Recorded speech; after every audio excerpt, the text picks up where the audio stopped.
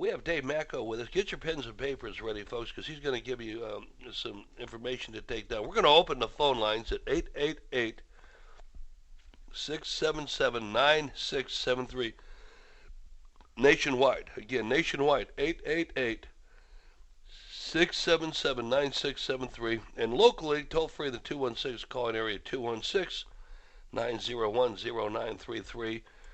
And Dave is running here in Ohio. He is running for the State House and as a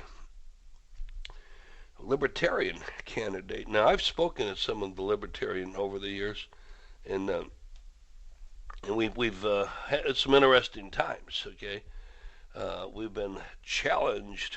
I was challenged by some of the people who weren't necessarily pro-life, and they wanted me to take them to the Word of God and show them, in which I did with zeal. Okay, which we always had a good time doing. But I was always treated very nice and invited back again.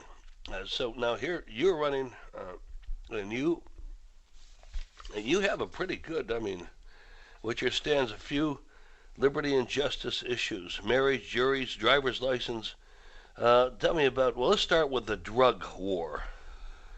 That's good, because I'd like to invite everyone to the public square in Cleveland at noon this Saturday. There will be a march to re-legalize an herb which God has given us, which was legal from 1789 to 1937. I do not use it. I do not intend to, unless I became sick. That it has shown some worthwhile purposes, but it is an herb created by God. And I one time saw a Christian group, a Christian pro-marijuana group, which calls for re-legalization. The Libertarian Party of Cuyahoga County will have a table at Fort Huntington Park, West 3rd and Lakeside, from 1 o'clock until the end of the rally. So you're all invited. Well, when you go to places like the Netherlands and that, where they've legalized these drugs, they've not had a very good effect on people. It's been a very detrimental. But what you're telling me here is that you believe that if people should have the rights, adults, to have the rights. Well, again, if they want to poison themselves. Yeah, in some cases, people do become addicts, not so much from marijuana, but from the stronger drugs. If they were legalized again, as they were throughout most of our history, people could go for treatment without worrying about being arrested and put in jail. Well, also, our jail population would be reduced by at least 25%, so that you could have real criminals in jail: murderers, robbers, arsonists, thugs, rapists. Wait a minute, you just described the Congress and the Senate. Yes, I did. Yes. I mean private criminals, not the public ones. Thank you. All righty. Well, see, I look at it this way. Government is and correct me if I'm wrong from the Christian point of view, but government is created to punish crimes. God can punish sins. I have faith that God will punish sins like drug addiction, gluttony. Well, some people think smoking or excessive gambling, pornography, prostitution, things that don't harm innocent people, things that only harm people voluntarily who have sinned. Well, here, again, when you take a look at if we had the government that God has given us, he talks about these drugs in there. He calls them pharmakia, okay, and says, pharmakia is virtually witchcraft. To stay away from the witchcraft, to avoid the witchcraft. Perhaps the stronger ones. Although marijuana has, again, I've never used it, and I don't intend to, but it has very few bad effects. It's much less harmful than alcohol. A lot more people have died through alcoholism than through use of marijuana. So you're saying that if we had less government, and we had people that would regulate their own affairs, like they have done in this nation for many years, okay, going back and getting rid of so much government, because government would basically, okay, now I'm not for making these drugs legal, but at the same time, I realize that what happens? You've got big um, pharmakia, which is the Hmm. drug companies, and they just make sure you're not in competition with them. Right. Well, we should also repeal the laws about prescription drugs. Uh, If you're an adult, a rational adult, you and your doctor should decide together after consultation what drugs you need. You shouldn't have to get prescriptions. You shouldn't have to go through this rigmarole. That's what makes one of the factors that makes the prices higher. Well, look, if you didn't have the FDA, uh, where would these people go? Where would the drug companies find their people after they left the FDA? To come to see. Exactly. We got along very well.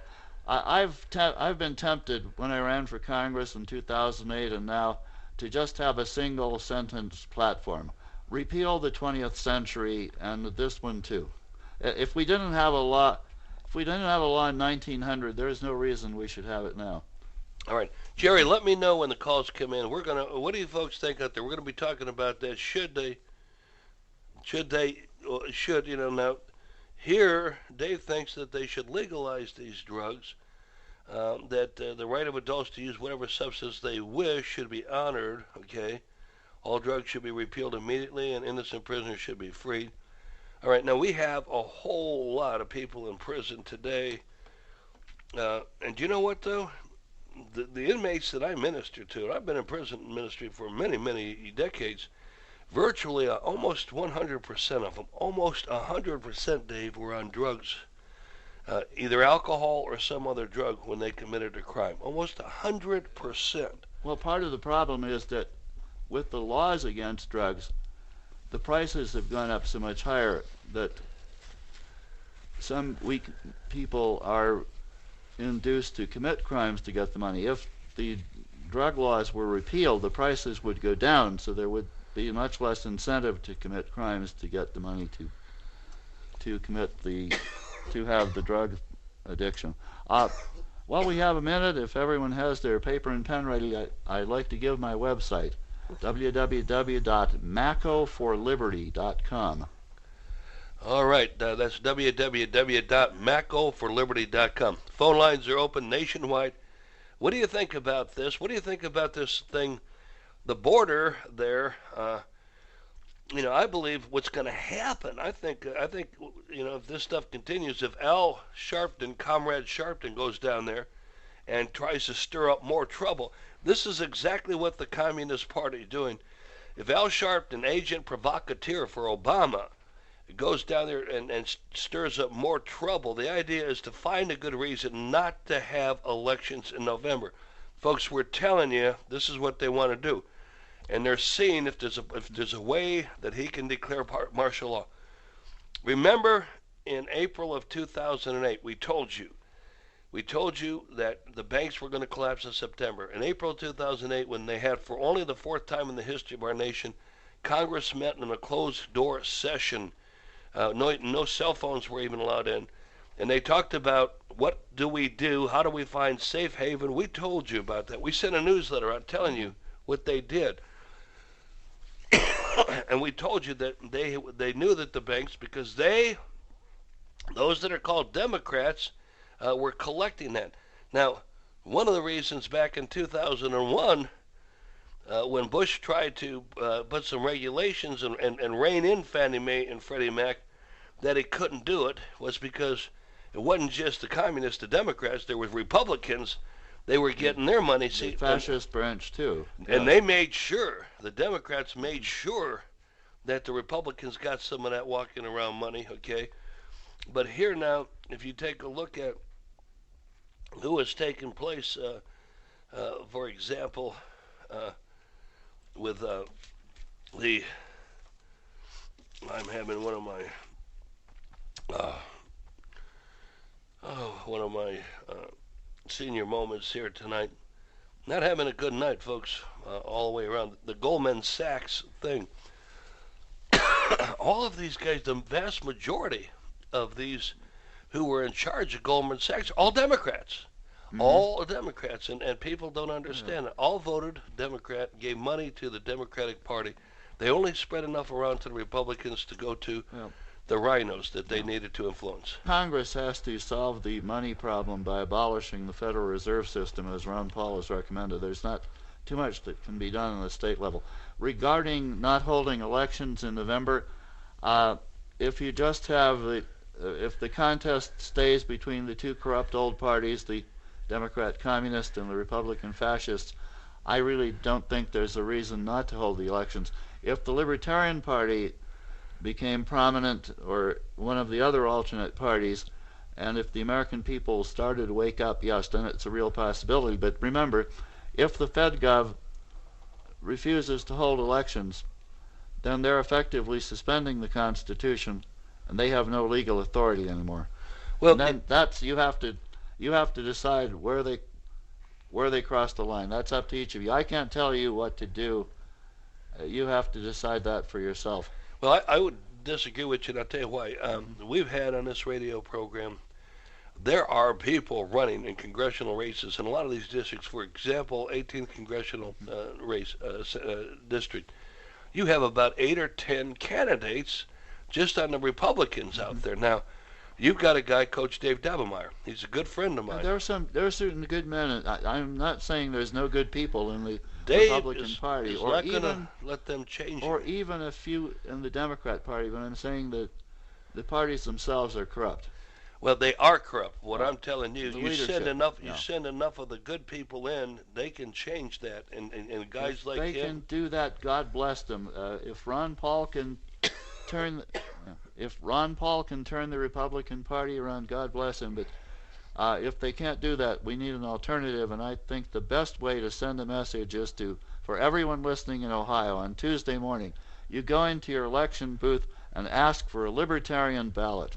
All right, That's the best way to send a message. Here's where Ron Paul is in error. Ron Paul's in error when he thinks sins, and I know people like to call them issues, but they're not. God's word, the Bible calls them an abomination, like abortion, like child killing.